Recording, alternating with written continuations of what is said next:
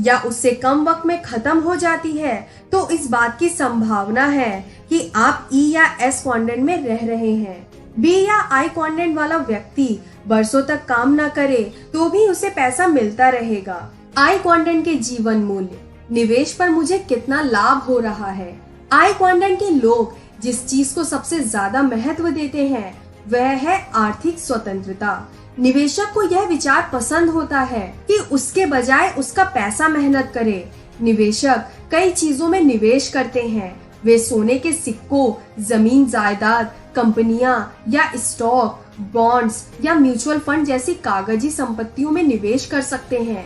यदि आपकी आमदनी व्यक्तिगत निवेश ज्ञान के बजाय कंपनी या सरकार की पेंशन योजना से होती है तो यह ई क्वाड्रेंट की आमदनी है।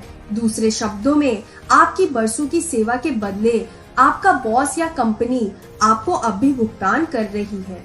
आई क्वाड्रेंट का निवेशक इस प्रकार की बातें कह सकता है, मुझे अपनी संपत्ति पर 20% का लाभ हो रहा है, या कंपनी के आर्थिक ब्यौरे दें, या जायदाद पर कितना मेंटेनेंस बाकी है। आज के संसार में हम सभी को निवेशक बनना चाहिए। बहरहाल हमारी शिक्षा नीति हमें निवेश के बारे में ज्यादा कुछ नहीं सिखाती है। ओह, मैं जानता हूँ कि कुछ स्कूलों में शेयर चुनना सिखाया जाता है, लेकिन यह निवेश नहीं है, यह तो जुआ है। बरसों पहले अमीर डैडी ने मुझे बताया था कि ज्यादातर कर्मचारी म्यूचुअल फंड्स या बचत में निवेश करते हैं। उन्होंने यह भी कहा था, यदि आप ई, एस या बी में से किसी एक क्वाड्रेंट में सफल हैं, तो इसका यह मतलब नहीं है कि आप आई क्वाड्रेंट में भी सफल होंगे। डॉक्टर प्रायः सबसे बुरे निवेशक होते हैं। अमीर डैडी ने मुझे यह भी बताया कि अलग अलग क्वाड्रेंट वाले लोग अलग अलग तरीकों से निवेश करते हैं। मिसाल के तौर पर एस क्वाड्रेंट वाला व्यक्ति यह कह सकता है, मैं रियल एस्टेट में निवेश नहीं करना चाहता क्योंकि मैं टॉयलेट ठीक करने का इच्छुक नहीं हूँ। निवेश की यह चुनौती सामने आने पर बी क्वाड्रेंट वाला व्यक्ति कह सकता है, रात को टॉयलेट की मरम्मत कराने के लिए मैं किसी अच्छी प्रॉपर्टी मैनेजमेंट कंपनी की सेवाएं ले सकता हूँ।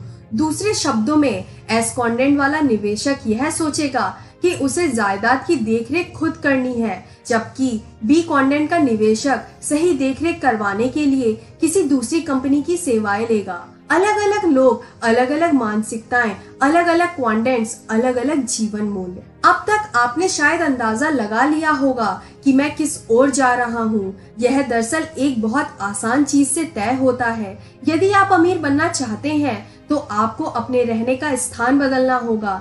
इसके लिए आपको किसी नई नौकरी की जरूरत नहीं है, आपको तो एक नए पते की जरूरत है। यदि आप अपने जीवन और तकदीर पर नियंत्रण पाना चाहते हैं, यदि आप वास्तविक स्वतंत्रता यानी अपने मनचाहे निशाने लगाने, अपनी दिनचर्या निर्धारित करने, अपने परिवार के साथ और अकेले समय बिताने, अपने मनपसंद काम करने की स्वतंत्रता चाहते हैं, अगर आप वैसा जीवन, जोश भरा, रोमांचपूर्ण और संतुष्टि भरा जीवन जीना चाहते हैं जिसके लिए आपको इस पृथ्वी पर भेजा गया है, यानी संक्षेप में, अगर आप अमीर बनना और अमीरों जैसा जीवन जीना चाहते हैं, तो अब समय आ गया है कि आप अपना बोरिया बिस्तर बांधकर किसी दूसरी जगह पर चले जाएं।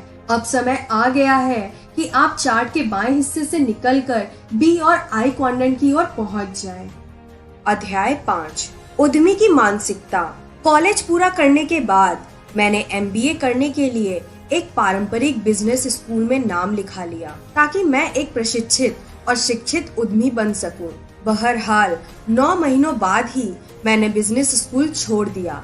यह कहने की जरूरत नहीं है कि वहां से निकलते समय मुझे MBA की डिग्री नहीं मिली। आजकल बिजनेस स्कूल्स मुझे अक्सर उद्यमिता की कक्षाओं में विद्यार्थियों के सामने व्याख्यान देने के लिए आमंत्रित करने लगे हैं। मुझे शायद यह बताने की जरूरत नहीं है कि कई बार मुझे यह बड़ा अजीब लगता है। ये विद्यार्थी मुझसे जो आम सवाल पूछते हैं वे इस प्रकार होते हैं, मुझे निवेशक कहाँ मिलेंगे और मैं पूंजी कैसे इकट्ठी करूंगा। मैं ऐसे सवालों को बखूबी समझता हूँ क्योंकि इन्होंने मुझे तब बहुत सताया था जब मैं पारंपरिक नौकरी की सुरक्षा छोड़कर खुद उद्यमी बना था। मेरे पास पैसा नहीं था और कोई भी मेरे व्यवसाय में निवेश नहीं करना चाहता था। बड़ी बड़ी वेंचर्स कैपिटल फर्म्स मेरे दरवाजे पर दस्तक नहीं दे रही